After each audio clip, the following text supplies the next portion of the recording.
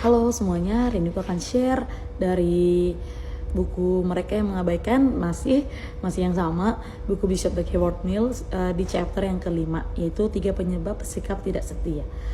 Nah, di sini ada 3 dituliskan oleh Bishop Dake, yaitu tentang 1, kepribadian yang berubah-ubah, yang kedua tentang alasan keuangan, dan yang ketiga kehilangan arahan Tuhan. Aku tidak akan bahas semuanya, aku akan bahas di poin nomor 2. Nah, 1 Timotius 6 ayat 10 kita lihat dulu ya. Karena akar segala kejahatan ialah cinta uang. Sebab oleh memburu uanglah beberapa orang telah menyimpang dari iman dan menyiksa dirinya dengan berbagai-bagai duka. Di sini ada 2 kategori masalah yang muncul dari akar keuangan itu sendiri. Yang pertama ada kesalahpahaman tentang keuangan, yang kedua adalah ketamakan akan keuangan. Kalau salah paham tentang keuangan mungkin sering terjadi di kehidupan sehari-hari, sering karena di kerjaan, mungkin komunikasi kita yang kurang bagus. Tetapi di sini Bishop Dake menulis gitu bahwa banyak di beberapa gereja sering terjadi kesalahpahaman tentang keuangan itu sendiri. Jadi contohnya misalkan ada seseorang yang ditugaskan menjadi penanggung jawab atau PIC dalam fasilitas A. Dan fasilitas A itu rusak seiring berjalannya waktu. Akhirnya dia pun bertanggung jawab untuk mengganti gitu seluruh biaya dari si fasilitas ini. Akhirnya dia punya salah paham sama gembalanya. Karena kenapa dia akhirnya merasa bahwa kenapa harus diri dia ya selalu yang selalu ganti dan mengeluarkan uang gitu untuk fasilitas ini yang ada di gereja. Padahal ini adalah milik bersama. Gitu. Jadi aku mau katakan bahwa uang bisa bikin pikiran seseorang jadi mengeluarkan asumsi kepada nggak kenal itu teman, bahkan kita bisa berasumsi gitu kepada gembala kita sekalipun. Dan yang kedua bahayanya adalah ketamakan akan keuangan. Dan Paulus kita baca dulu di Pengkhotbah 5 ayat 9. Siapa mencintai uang tidak akan pernah puas dengan uang. Akhirnya seseorang yang dikasih uang seberapapun dia nggak akan selalu puas.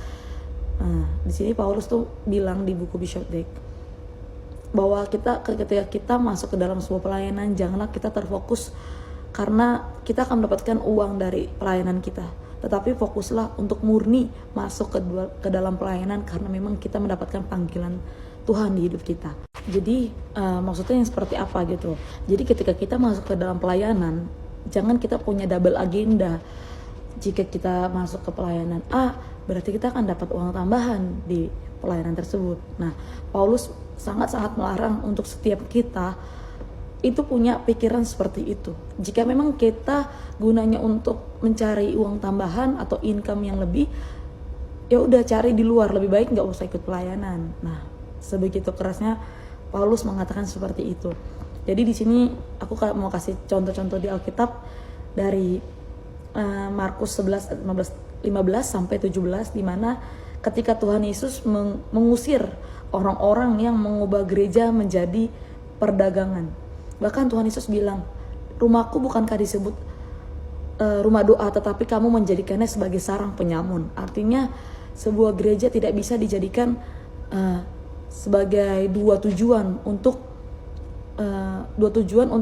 memberikan fungsi yang lain gitu, selain fungsi doa dan fungsi di mana kita ingin bertemu Tuhan. Yang kedua ada di 2 Raja-Raja 5 ayat 23. Kita tahu ya, dan sebelumnya aku sempat bahas dari kisah Gehazi bahwa di sini si Gehazi mengambil 2 talenta dari Naaman.